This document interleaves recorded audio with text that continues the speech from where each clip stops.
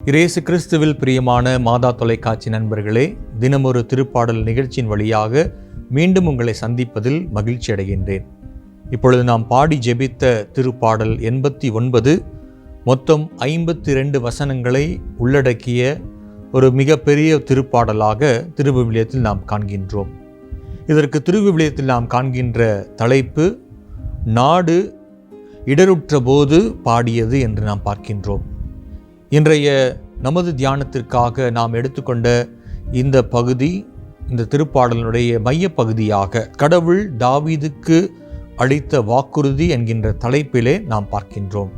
இப்படி இந்த திருப்பாடல் கடவுள் தாவீதோடு செய்து கொண்ட அந்த உடன்படிக்கையின் அடிப்படையில் 2 சாமுவேல் அதிகாரம் 7 நாம் பார்ப்பது போல ஆண்டவர் தாவீதோடு செய்து கொண்ட அந்த உடன்படிக்கை இந்த திருப்பாடலுக்கு ஒரு அடித்தளமாக இருப்பதை நாம் பார்க்க முடிகின்றது.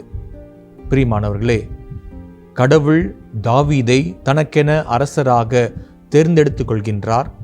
அந்த தாவீதோடு கடவுள் உடன்படிக்கை செய்து கொள்வேன் என்கின்ற வாக்குறுதியை கொடுத்தார். அதை நிறைவேற்றுகின்றவராகவும் பல நிலைகளிலே தாவீது அந்த உடன்படிக்கையை பாவத்தினால் மீறிய பொழுதும், கடவுளுடைய கட்டளையை மீறிய பொழுதும், கடவுள் தாவீதோடு கொண்டிருந்த அந்த உடன்படிக்கையை மீறாதவராக, அந்த உடன்படிக்கையை என்றும் நினைவில் கொண்டிருப்பவராக அவர் செயல்பட்டார். அந்த உடன்படிக்கையை அவர் காப்பாற்றினார்.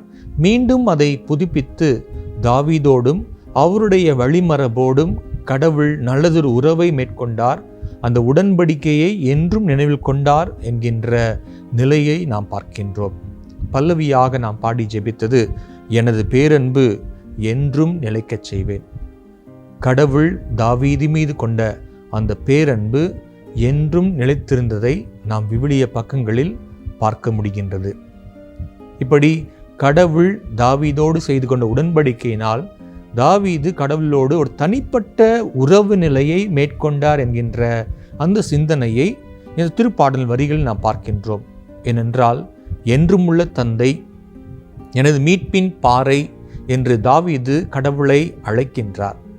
இப்படி இந்த பெயர்கள் எல்லாம் தாவீது கடவுளோடு கொண்டிருந்த அந்த தனிப்பட்ட உறவை வெளிப்படுத்துகின்றதாக நாம் பார்க்கின்றோம்.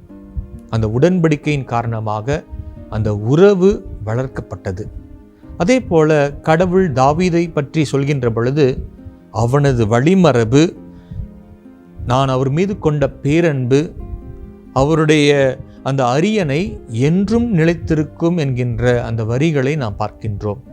இப்படி தாவீதினுடைய அரியணை என்றும் நிலைத்து நிற்பதாக, அவர் மீது கொண்ட பேரன்பு என்றும் மாறாததாக கடவுள் தனது உடன்படிக்கையை தாவீதோடு செய்து அதை வாழ்ந்து காட்டியதாக நாம் பார்க்கின்றோம்.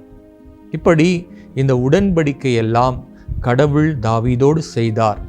ஆனால் அடிமைகளாக இருந்த மக்கள் இந்த வாக்குறுதியெல்லாம் இப்பொழுது இருக்கின்ற எங்களுடைய அந்த நிலையிலே சற்று மாறுபட்டதாக இருக்கின்றது என்கின்ற அந்த புலம்பல் வரிகளையும் இந்த திருப்பாடலினுடைய தொடக்கத்திலும் இறுதியிலும் நாம் பார்க்கத்தான் முடிகின்றது.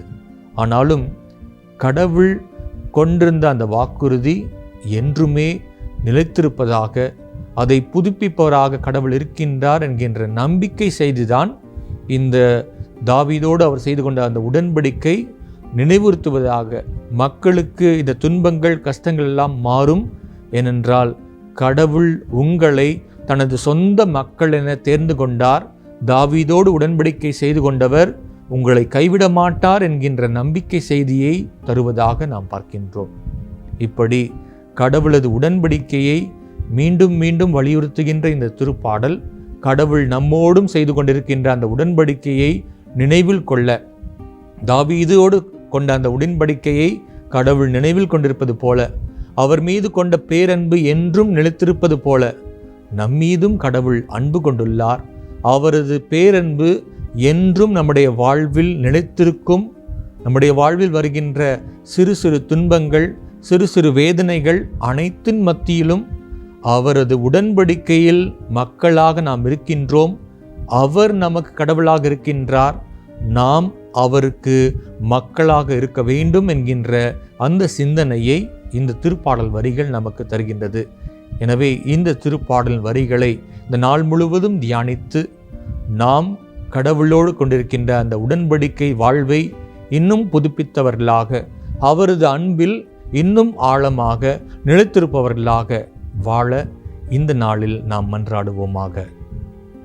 எங்களை நாளும் நேசித்து நடத்துகின்ற ஆண்டவரே, இந்த அருமையான நாளுக்காக நன்றி கூறுகின்றோம்.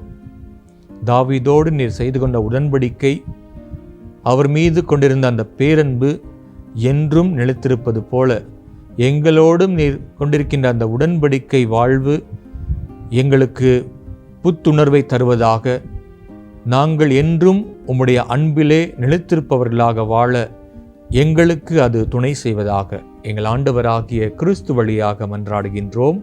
ஆமேன்.